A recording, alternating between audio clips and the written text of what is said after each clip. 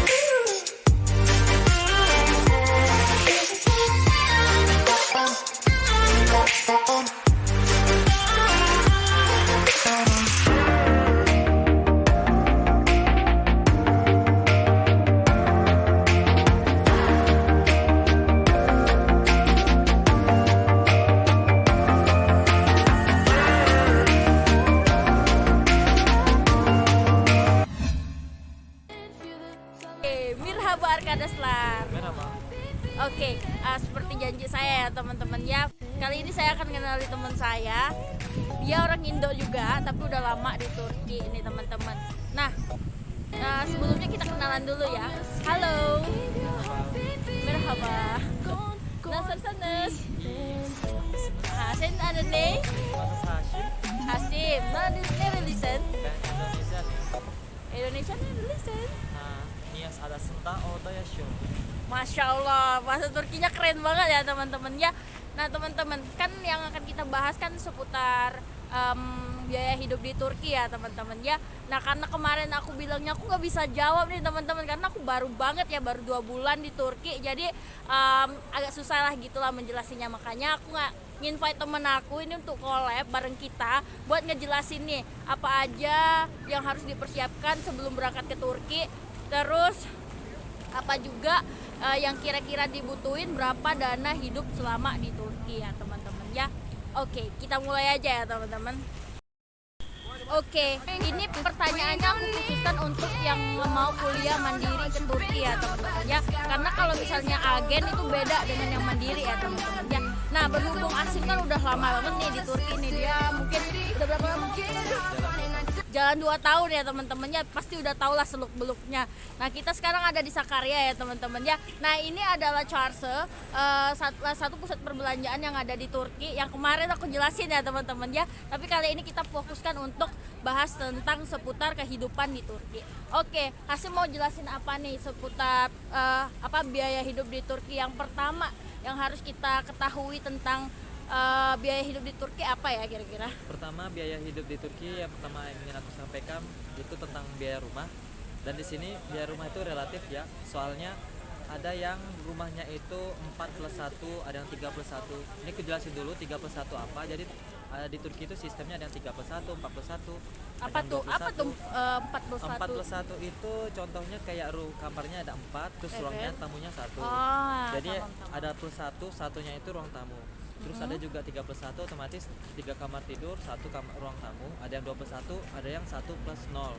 1+0 itu contohnya dia ruang kamar tidur 1, terus ruang tamu sama dapur itu gabung. Oke. Gitu. Nah, Terus kalau misalnya tadi kan ada, berarti setiap rumah itu biaya hidupnya berbeda-beda ya Sim ya. Nah terus kita dari yang terkecil dulu deh sampai yang tergede, kira-kira biayanya berapa itu? Itu terus dibayarnya per tahun atau per bulan atau gimana? kalau misalnya menurut yang paling kecil itu ada 2 juga. Kita terbagi jadi 2. Yang pertama ada esyale, yang kedua ada esyases. Yang pertama esyale itu adalah rumah kosong, rumah yang di dalamnya itu udah ada kursi, meja, udah ada kompor, udah ada alat-alat rumah semuanya, ada tempat tidur dan lain-lain. Terus yang kedua ada Esiases. Esiases itu yang rumah kosongan, benar-benar kosong, nggak ada listrik, nggak ada air dan segala macam. Oke, cukup dulu ya teman-temannya. Kita pindah dulu teman-teman. Biar seru nih, kan namanya ngevlog ya. Oke, lanjut. Tadi Esiase ya, Esiase apa? Esiases dan Esiale. Esiase dengan Esiale. Kita mulai dari Esiases. Oke. Esiases Yang kamar-kamarnya tadi gimana? Nah, kamar-kamarnya tadi Esiases dan Esiale juga bermacam-macam. Ada yang 41, 31, 21, ada yang 1+0 gitu. Kita mulai dari yang paling kecil dulu, 1+0. 1+0 itu biasanya itu Esiale itu kisaran harganya 1.200. 1.200 tele. Mungkin sekarang rupiahnya udah 1 tele itu sama dengan 1.060 rupiah. Mungkin kalau misalnya 1.200 ya sekitar 1.300.000. 1.200 lah teman-temannya hitungannya, karena kemarin itu aku udah jelasin di Instagram kan sedikit kan bahwasannya sekarang ini lira lagi turun ya teman-temannya, mohon maaf. Tapi jadi kalian memudahkan kalian ngitungnya, jadi 1.000 rupiahnya maksud saya 1 tele ya, 1 telenya itu sama dengan 1.200 rupiah ya teman-temannya. Oke, lanjut lagi. Lanjut yang 3+1 itu 3 kamar tidur sama plus 1 ruang tamu. Yang 3+1 itu biasanya itu sekitar harga 1.500 sampai 2.000 tele ada. Tergantung bentuk fasilitasnya di dalam. Ada yang sampai 2.500, ada yang 2.200, ada yang 1.500 pernah ada. Apa tuh? 1.500 tele itu yang 3+1. Itu harga rumahnya. Harga rumahnya macam-macam. Yang itu yang Asiase atau yang itu yang Esiases. Esiases yang ada isinya. Yang Esiale yang ada isinya. Oh, yang ada isinya. Kalau yang nggak ada isinya gimana? Kalau yang nggak ada isinya, aku pernah nyari ada yang 3+1, ada yang 4+1. Itu per rumahnya pernah 800, ada yang 800, ada yang 1.000, ada yang 1.200 juga. Tergantung berapa isinya dalam dan berapa luas rumahnya gitu. Oke, pindah lagi ya teman-teman ya. Lanjut lagi. Nah teman-teman, yang di belakang ini ada air mancurnya ya teman-teman ya. Kalau misalnya air mancur apa ya, terjun sih bahasanya. Pokoknya ini tuh bagus banget kalau misalnya malam ada lampu-lampunya kayak di Malaysia ya teman-teman. Tapi ini Turki ya, Sakarya. Oke, kita lanjut lagi ya. Kita bahas rumah, masih bahas rumah nih. Kita masih bahas rumah. Oke. Terus juga masalah pendaftaran rumah gimana sih? Sebenarnya pendaftaran rumah itu gampang banget. Cuman kita butuh ikamet. Ikamet itu surat izin tinggal buat para pelancong atau bahasanya buat para pendatang yang dari luar Turki. Oke. Nah, habis itu setelah kita kasih ikamet, nanti kita ada kayak surat peminjaman dan segala macem. Nah, habis itu kita tinggal bayar. Nah, biasanya kita bayar itu ada depositnya gitu kan? Ada. Nah, itu doang yang perlu dijelasin ke teman-teman. Aku menjelaskan dulu beberapa rumah. Ada yang rumah yang lewat kayak aplikasi gitu, namanya Sabinden.com.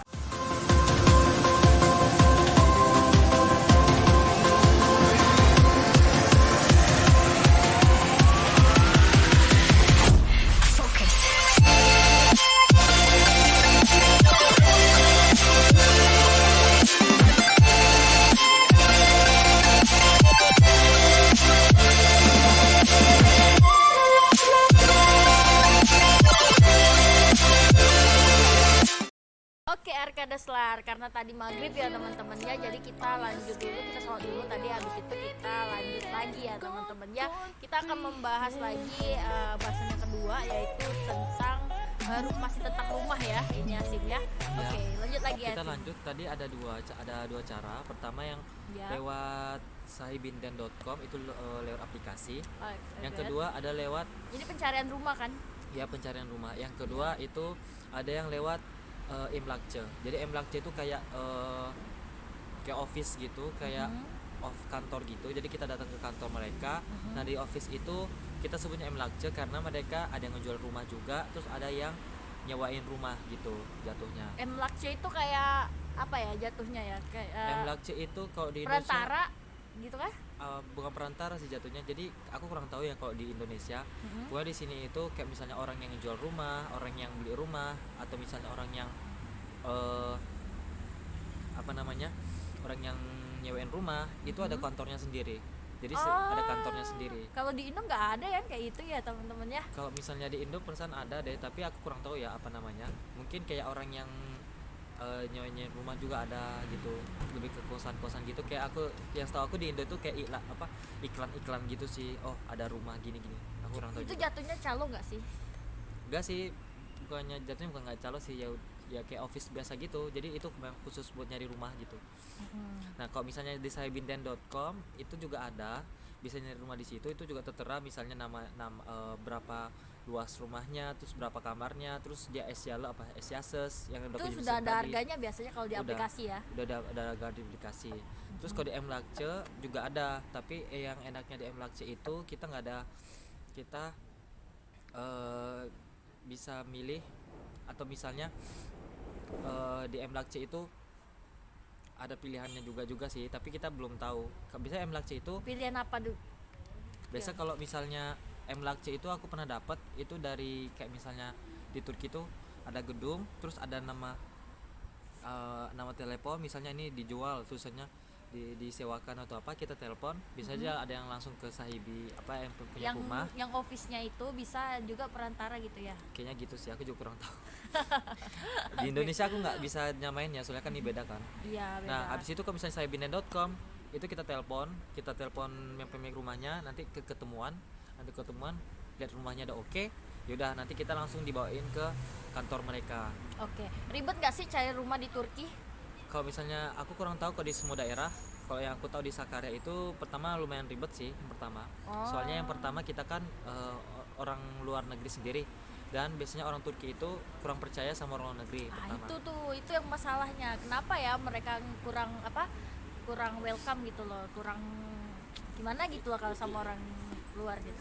Karena beda kultur ya, beda kultur juga apa segala macam. Terus yang kedua, kalau misalnya udah dapat rumah, kadang-kadang itu nggak sesuai sama harapan gitu. Kadang-kadang mereka ngasihnya Gimana apa, nih?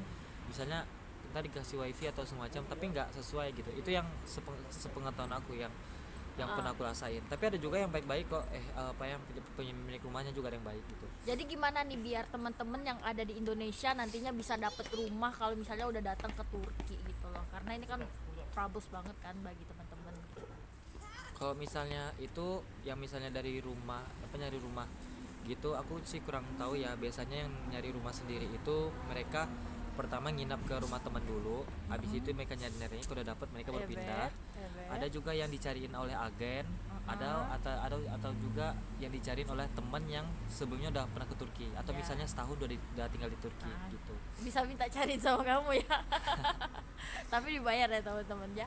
Oke, itu tadi tentang rumah ya, Tentang Sim rumah. ya. Harganya Kita habis ini bahas tentang harga rumah, habis itu bahas apa lagi ya? Biaya hidup ya, biaya hidup dah. Kalau misalnya rumah Rumah dulu aja dah. harganya itu buat pertama kali masuk itu biasanya ada yang 3 kali lipat, ada yang 2 kali lipat. Maksudnya Apa tuh yang 2 kali lipat, 3 kali lipat? 3 kali lipat itu maksudnya ketika kita nyewa rumah, misalnya dia sewanya per bulan 800 atau misalnya 1.200.000. Ya. Nah, ketika bulan pertama itu kita bayarnya 3 kali lipat dari harga bulanannya. Misalnya dia 1000 TL, berarti kalau misalnya 3 kali 2000 lipat tele, jadi 3.000 3.000 TL. Kenapa tuh 3.000 tele? Karena 1000 TL-nya itu buat bulan pertama, 1000-nya buat yang punya rumah, atau misalnya yang buat Deposit kah sih? deposit. Deposit itu bakal dibalikin nggak sih? Deposit itu aku kurang tahu juga ya, soalnya aku pernah di situ biasanya dibalikin, ada yang enggak. Ada Itu yang- ya, ada yang hoki-hokian enggak. sih jatuhnya. Oke. Terus yang satu lagi itu Nanti ada siap hilang ya duitnya. itu ada 3.000 kan. Yang pertama tadi buat bulan pertama, yang kedua buat deposit, yang ketiga buat FSAIB-nya atau buat tadi kan ada 3.000 itu yang pertama buat bulan pertama. Habis itu yang 3.000 yang kedua, Iya. 3.000 yang pertama itu ada 3.000, soalnya 1.000 yang pertama buat bulan pertama, yang kedua buat deposit, yang ketiga itu buat Mlakce. Bener, Mlakce. Apa tuh Mlakce? Biar nanti ditulis di bawahnya. Mlakce itu kayak kantor yang ngurus penjualan rumah segala macam gitu. Kita sebutnya Mlakce. Oh gitu. Ya. Mlakce ya teman-teman. Jadi kalau misalnya teman-teman mau cari rumah di Turki, teman-teman harus ke Mlakce dulu, atau enggak cari teman-teman yang udah paham ya. Apalagi kalau kita belum punya izin tinggal di Turki kan agak lebih sulit ya, Sim ya. Karena kan kita datang kan nggak langsung punya izin tinggal ya kan. Bener. Jadi gimana? Biasanya buat sementara biasanya aku kurang tahu juga sih kalau misalnya yang mandiri bener-bener mandiri banget tanpa ada bantuan orang lain. Ya. Kalau aku pernah bantuin kayak anak-anak ini, anak-anak baru, itu mereka pakai belum ada ikamet, jadi cuman datang doang ke sini ke Turki, habis itu tanda tangan, terus cuman minta paspor, udah. Waktu itu paspor. Oh ya teman-teman, jadi kalau misalnya kamu belum punya ikamet mau tinggal di Turki, kamu perlu syarat-syarat tertentu ya, salah satunya paspor dengan Benar. visa ya. Paspor dan visa. Ya itu untuk pengurusan urusan kalau misalnya kalian mau cari tempat tinggal di Turki teman-teman. Nah lanjut, kita akan bahas tentang biaya hidup ya teman-teman ya.